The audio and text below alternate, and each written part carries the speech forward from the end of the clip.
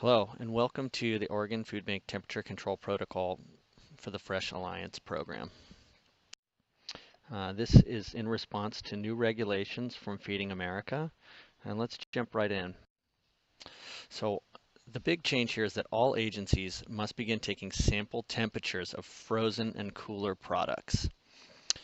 Every time that a product that's either comes out of a freezer or a cooler needs to have a temperature taken upon pickup and upon delivery to your agency. And those temperatures need to be recorded in a log. Agencies also need to calibrate their thermometers weekly and record that, and we'll get into that later. This is going to be some step-by-step guidance so that you can get this right the first time at your agency or regional food bank. Equipment.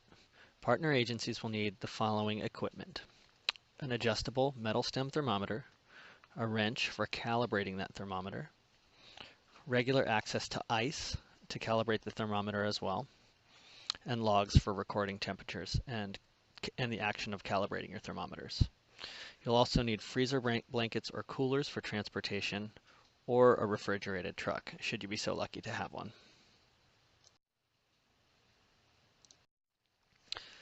Let's start with frozen products. Frozen product must always be picked up at or below 32 degrees Fahrenheit at your store location.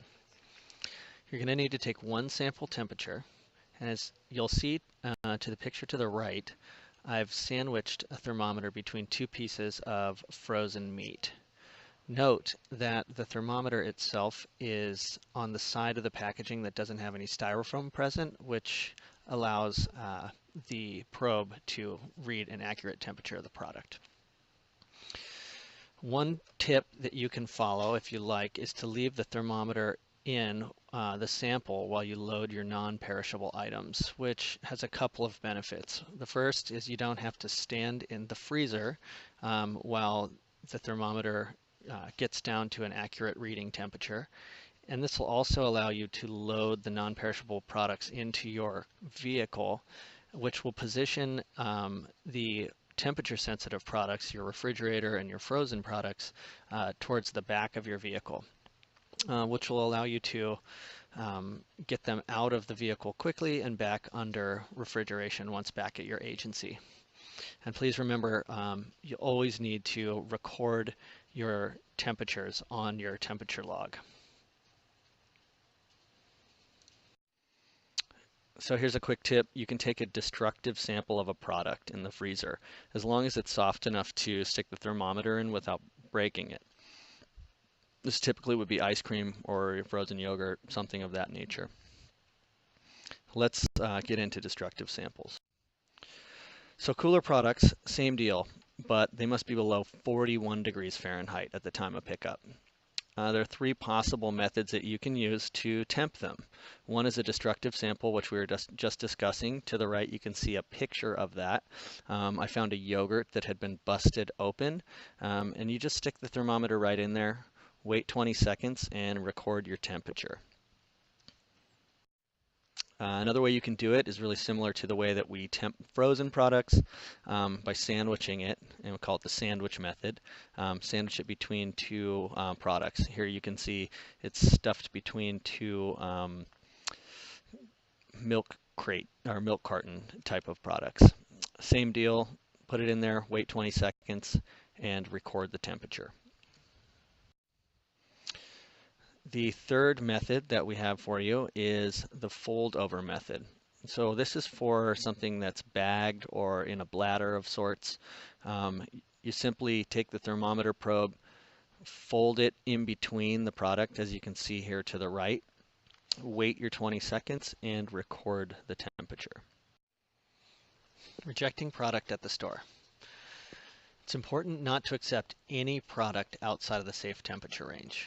All cooler product above 41 degrees Fahrenheit needs to be rejected at the store. And please leave a rejected product donation slip to let the receivers at the store know that you've done that. All frozen product above 32 degrees Fahrenheit can be left to continue freezing and be picked up at a later time. There's also a slip that can be left behind to let receivers at the store know that you intend to come back and pick the product up later. and would like to offer to you that if product is continually out of temp upon pickup at the store, contact Oregon Food Bank's Food Resource Development Team. They hold relationships with the store managers and a lot of times can troubleshoot problems that you're seeing at the receiving level. Transportation. So it's important to keep transportation time to 30 minutes or less, especially if you're not using a refrigerated truck. If you're using passive refrigeration, a freezer blanket or a cooler, keep in mind that under passive refrigeration, product can climb 4 to 8 degrees per hour on average, varying greatly under different circumstances. And the main important thing to remember here is that product must be received at your facility within a safe temperature range.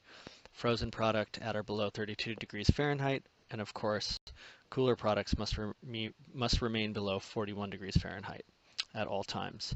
So if you get any of your products back to your facility and the temperature has climbed above those safe temperature ranges, you do need to discard it. So keeping this food cool during transportation is critical to the success of the program. Here are a couple quick transportation tips.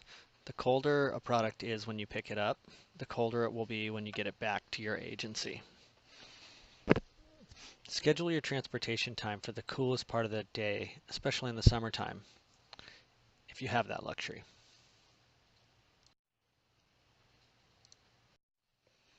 Delivering product to your agency. Here are a few steps that you can follow. First of all, you want to get products into the cooler and freezer quickly and safely.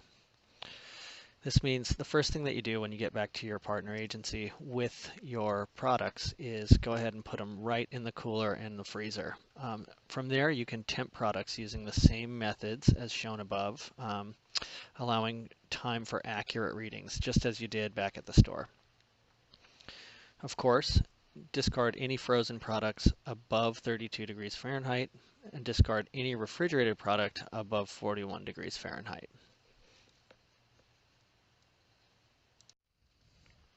Okay, here's the part that I promised about calibrating thermometers. It's a really easy process, especially with the bimetallic stem thermometers that we're using. You fill a large container with crushed ice and tap water, let it sit for a minute or so, put the thermometer probe into the ice water, don't touch the side, don't make sure it's underwater, and wait 30 seconds or until the indicator stops. This is the fun part. Adjust the thermometer so that it reads 32 degrees Fahrenheit. So you hold the calibration nut with a wrench or another tool that won't strip it on the bottom and rotate the thermometer head until it reaches 32 degrees Fahrenheit. If it already reads 32 degrees Fahrenheit, you don't need to do anything. And of course, you need to record this process on your calibration log. Again, calibration logs can be found on either inside the network or on the network compliance website. Additionally, on that website, you can find contact information for the Oregon Food Bank Network Compliance Team. And if you have any questions about the presentation that you've just watched, I encourage you to reach out to us directly. Thank you very much, and have a great day.